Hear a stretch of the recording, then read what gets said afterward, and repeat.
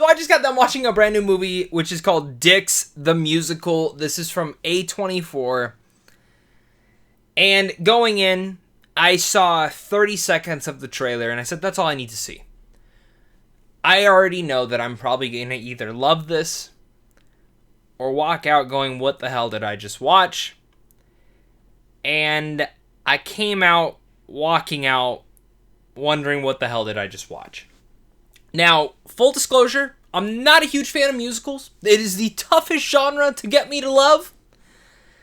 But on top of that, I do love some good musicals. And when you mix comedies as well, because it's a musical comedy, I love that even more. There's one part of this film that really works, and that's some of the songs. Some of the lyrics are really fun. But what doesn't work is the story, the comedy,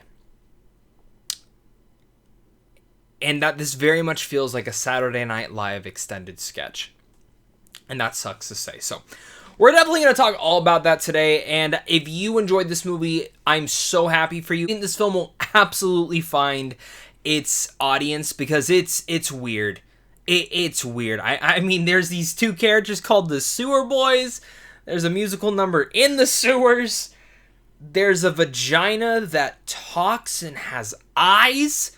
I mean, maybe this is like intriguing you to watch it. I'm not shitting you. This is real. There's a lot of weird things that happen in here. But those aren't the problems with the movie. But again, I definitely want to hear your guys' thoughts. This movie is just absolutely something else. But it is directed by Larry Charles, who made the movie Borat. And it's about a pair of business rivals who discovered that they're identical twins and decide to swap places in an attempt to trick their divorced parents to get back together.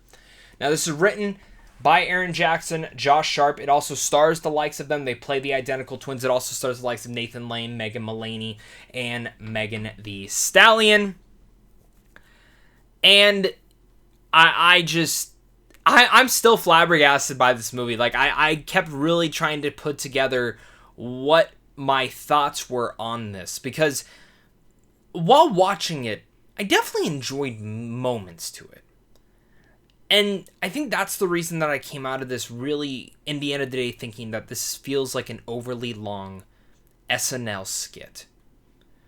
Where I think some of you guys who did watch Saturday Night Live, and maybe you've never watched it before, but Saturday Night Live used to do these skits where they would be musical numbers, and sometimes they were reoccurring characters. It's primarily with Andy Samberg and Justin Timberlake. And they were hilarious. But in doses, they were hilarious. I never personally sit there and watch them all consistently. I watch them, here and here and here, and that works.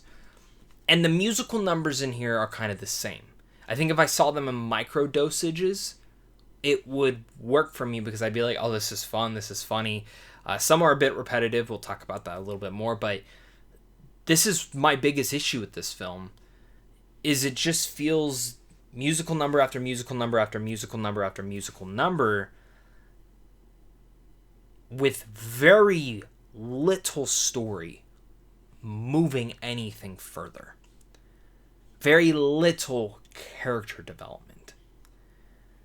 And maybe that's why you're not going into this. And maybe I'm being so nitpicky because I did find that some of the jokes just didn't land personally for me. Some would make me laugh or smile or chuckle more, not laugh.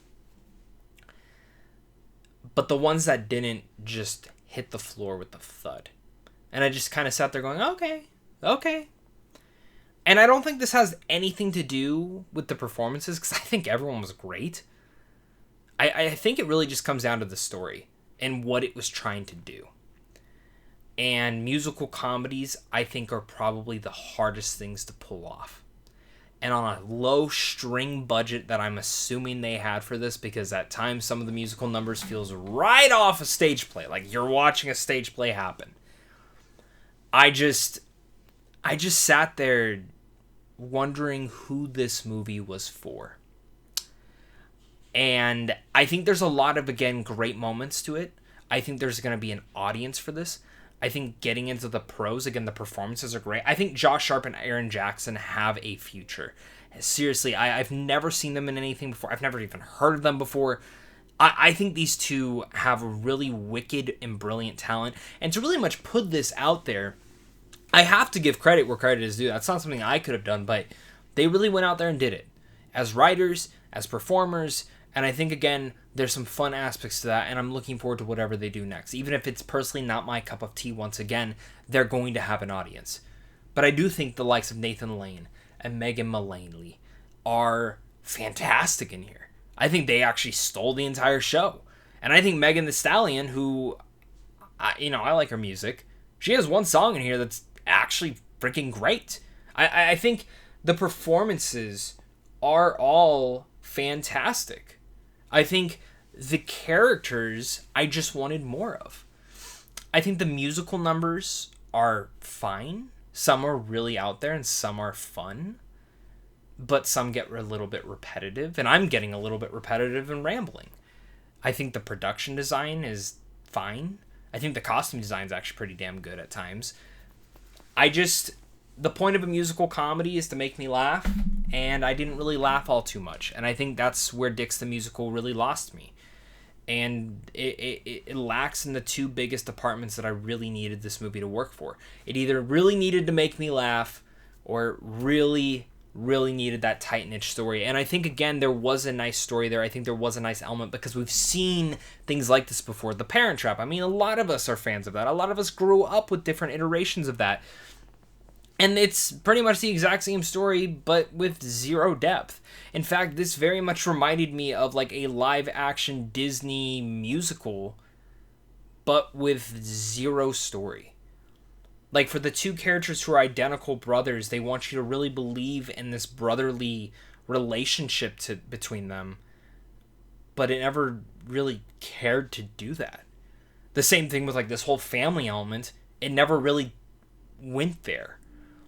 It's just being crude and rude and unabashedly all of that because for the sake of it. And that's okay to be. Again, people are going to really enjoy that. I don't know. I'm sitting here just still, I don't know what I just watched. Dix the Musical is something else, but I think it's something that I honestly can't really recommend. I think there will be people out there, if you've seen the trailer and the trailer was your cup of tea, then you should absolutely go watch this. But if you watch the trailer and you sit there and you're like, this does not seem like it's for me, it's probably not going to be for you.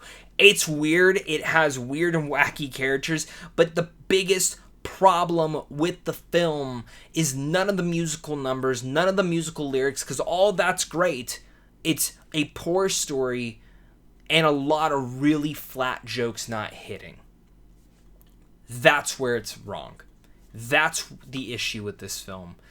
And with really much a lack of a story that is held together by very small strings trying to bring and erupt this musical number.